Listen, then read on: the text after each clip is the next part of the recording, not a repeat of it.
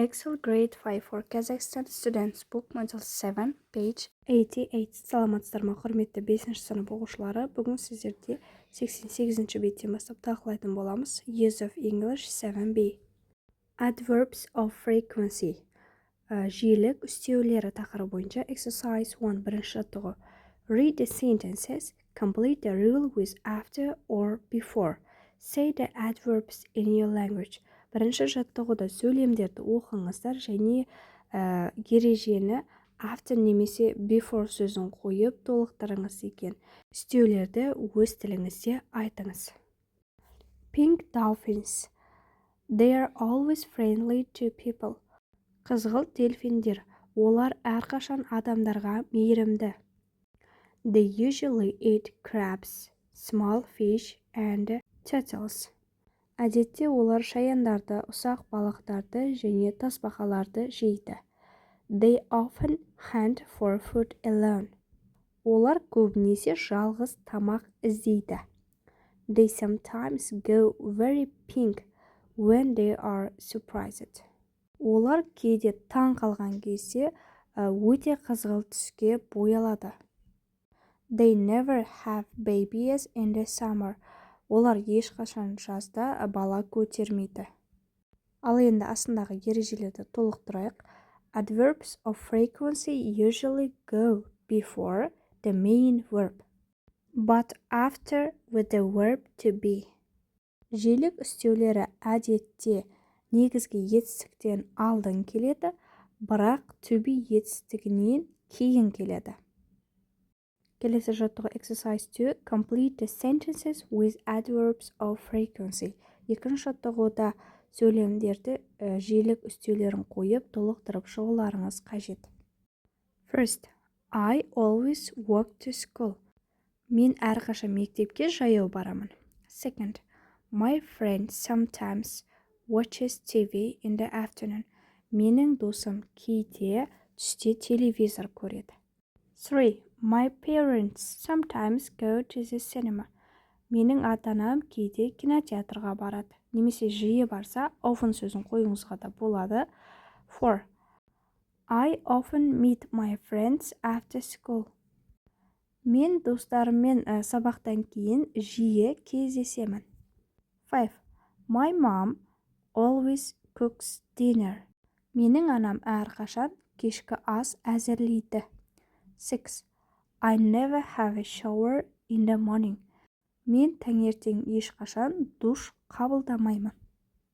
Дәл осылай немесе қаншалықты жиі жасайсыз немесе сирек, соған қарай өз жауабыңызды беруіңізге де болады. Speaking, talking about habits. Exercise 3. Work in pairs. Use always, usually, often, sometimes, or never to make true sentences about yourself. Үшінші жаттығуда жұппен жұмыс жасайсыздар және always, usually, often, sometimes және never 5 сөзді қолданып өзіңіз туралы дұрыс сөйлемдер құрастырыңыз деген. Мысалы, how often do you eat fish? Қаншалықты жиі балық жейсің? I never eat fish. Мен ешқашан балық жемеймін. Дәл осылай сіздерде диалог сияқты сұрақ қойып жауап берулеріңізге болады. How often do you go swimming? I sometimes go swimming. Бұл жерде жиі, кейде, ешқашан деп өз жауаптарыңызды беріңіздер барлығыңыз. How often do you watch TV? Сен қаншалықты жиі телевизор көресің? I often watch TV. Мен жиі телевизор көремін, немесе мен көрмеймін десеңіз, I never watch TV деп айтсаңыз болады. How often do you tidy your room? I usually tidy my room. How often do you go to the theater? I sometimes go to the theater. How often do you get up early? Сен қаншалықты ерте тұрасың? I always get up early. Мен әрқашан ерте оянамын. Немесе өзіңіз қай кезде оянасыз? Жиі ерте оянасыз ба? Немесе кейде сирек оянасыз ба? Соны жазуыңызға болады. How often do you go to bed late? Сен қаншалықты кеш жатасың? I sometimes go to bed late. Мен кейде кеш ұйықтаймын.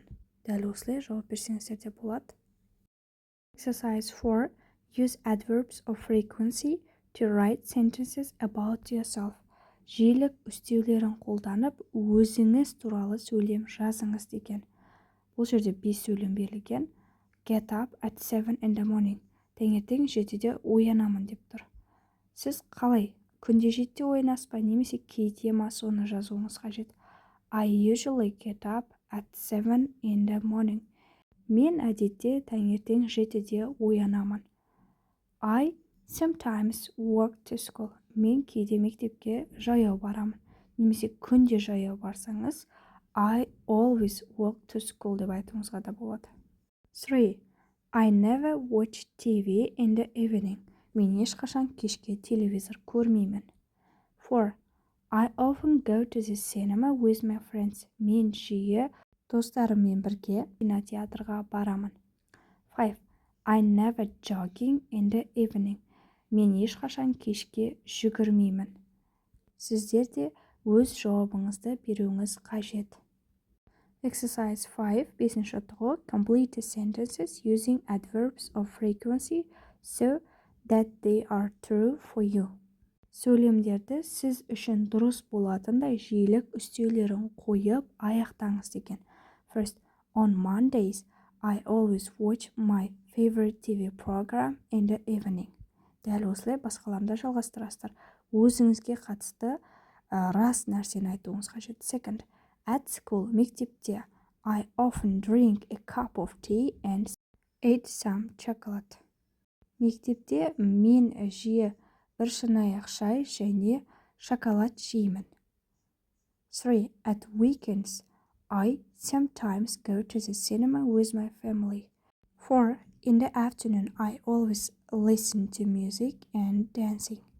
Түсте мен әрқашан музыка тыңдап және билеймін. 5. In the evening, I usually do my homework and read books. Кешке мен әдетте үй жұмысын жасаймын және кітаптар оқимын. Дәл осылай сізде өзіңіздің не істейтіндігіңізді жиілік үстеулерін қойып жазуыңызға болады. Prepositions of time. Exercise 6a. Read the examples.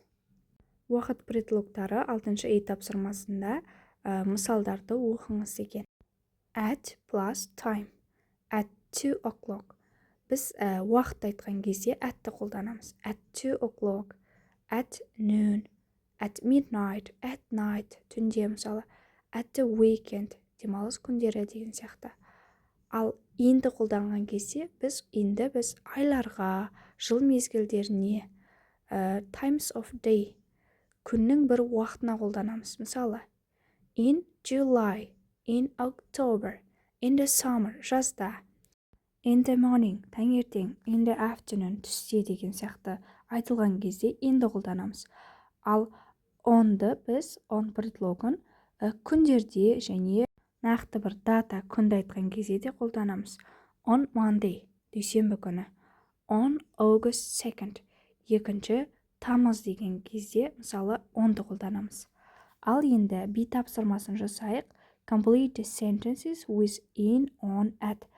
In, on, atті қолданып сөйлемдерді толықтырып шығыңыздар деген. Animal trainer тақырыбы бойынша мәтінді оқиық бірге. Dylan is an animal trainer. He teaches animals to do tricks in Hollywood films. On weekdays, he gets up at 7 o'clock. He has breakfast, gets dressed, and leaves for work. 3. In the morning, he feeds and cleans the animals. Then he trains them. The animals act in films in the afternoon. Dylan is very hardworking. He often finishes work at 8:30. In the evening, he goes back home, eats dinner, and usually goes to bed at 11 o'clock. Dylan also works at the weekend. But on Saturdays and Sundays, he finishes work at noon. He has a very busy life, but Dylan always has a holiday in August. He loves the beach in the summer. Осымен мәтінді оқып біттік. 6 би тапсырмасы аяқталды. 88 биттегі барлық тапсырмалар да аяқталды. Smart Teacher каналына тіркеліп, лайк басып, комментарий жазуды ұмытпаймыз. Have a nice day.